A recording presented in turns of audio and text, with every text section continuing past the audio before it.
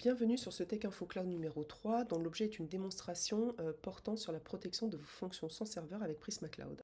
Pour cette session, nous allons utiliser le service AWS Lambda, service qui a pour objet d'exécuter du code. C'est un service qui est très prisé parce qu'il est très peu coûteux et qu'il a cette particularité de s'adapter automatiquement à vos charges de travail. Alors, les fonctions sans serveur sont souvent employées dans une approche de conception dite moderne, en ce sens que la conception va être centrée sur des données qui vont décrire des événements. Donc, comme par exemple l'insertion d'une carte bleue, l'appui sur un bouton, ou encore l'arrivée d'objets dans un bucket S3. Voilà, ce sont des architectures qui sont connues sous le nom de Event Driven Architecture. Alors, allons voir ça, allez go. Voilà, pour la démonstration, nous allons utiliser l'application Serverless Goat qui est mise à disposition dans le repository AWS. Voilà, elle a été créée dans un but éducatif qui vise à enseigner aux développeurs et aux praticiens de la sécurité les risques et les faiblesses courants de la couche d'application sans serveur. Voilà, c'est une application qui est volontairement vulnérable et qui est là pour éduquer sur la façon dont les faiblesses de la couche peuvent être exploitées et aussi enseigner sur les bonnes pratiques en matière de sécurité des fonctions sans serveur.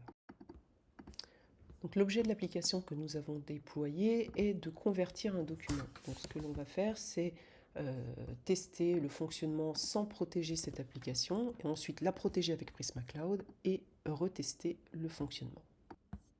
On a pu voir comment s'exécutait l'application en situation nominale. On va maintenant injecter une commande OS dans le but d'obtenir des éléments d'information sur l'environnement dans lequel s'exécute cette fonction et voir ce que ça donne. Lorsque l'application est vulnérable, on voit qu'il est assez facile de récupérer des éléments d'information sensibles et c'est la raison pour laquelle AWS propose des bonnes pratiques en matière de sécurité des fonctions sans serveur. Alors parmi les bonnes pratiques, on retrouvera l'utilisation des rôles IAM, ne serait-ce que pour allouer des politiques d'autorisation sur ce que chaque identité peut faire, la protection des secrets via du chiffrement, l'utilisation d'AWS System Manager, l'autorisation des API, puisqu'elle va constituer une source d'événements pour la fonction lambda, la sécurisation des VPC, Virtual Private Cloud, via des ACL réseau, des sous-réseaux spécifiques, des groupes de sécu, des tables de routage, du contrôle d'accès pour réduire la surface d'attaque. Bilan des courses, la sécurité, c'est pas simple et ça peut être encore plus fastidieux lorsque nos applications sont hébergées par plusieurs cloud providers. Donc avec Prisma Cloud, on adressera le sujet d'une manière globale, l'idée étant de se simplifier un peu la tâche. Alors on va déjà commencer par déclarer un user IAM qui a des droits sur les ressources lambda. Ces ressources vont ensuite apparaître dans le canevas radar, comme on peut le voir ici.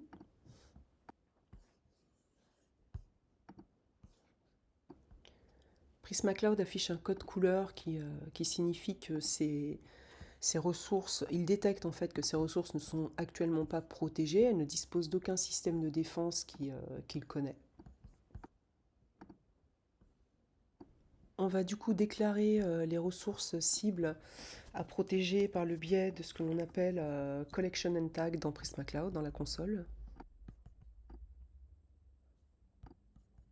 Voilà, on va maintenant demander à Prisma Cloud de déployer de manière automatique le système de défense dans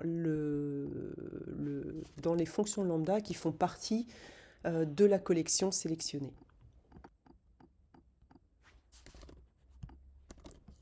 La console a automatiquement détecté qu'il y avait deux fonctions qui faisaient partie, qui rentraient dans le périmètre de la collection. Elle y déploie automatiquement du coup les systèmes de défense, enfin le système de défense Twistlock Prisma Cloud. Ce système de défense va apparaître comme une couche additionnelle aux fonctions lambda membres de la collection. Et puis, chaque fois qu'une de ces fonctions sera exécutée, elle communiquera avec la console Prisma Cloud et se verra appliquer la politique de sécurité qui a été mise en œuvre dans la console. Alors dans notre cas, la politique de sécurité en question avait déjà été mise en œuvre. Donc ce que l'on va faire, c'est simplement l'éditer et la réactiver, puisqu'elle avait été désactivée.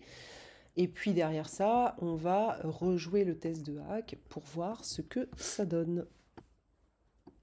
La politique de sécurité que l'on vient de configurer demandera à Prisma Cloud de bloquer l'exécution de la commande si une injection de commande est détectée on va dire, hors fonctionnement nominal de l'application, bien évidemment. Et c'est donc ce qui se passe puisqu'on reçoit un permission denied, ça veut dire que cette injection de commande a bien été détectée par Prisma Cloud et que la politique de sécurité a été appliquée, et donc l'application a été bloquée dans son exécution. Voilà, c'est la fin de cette session, j'espère que ça vous a plu. Si toutefois vous aviez des questions, n'hésitez pas à contacter les coordonnées qui s'affichent à l'écran.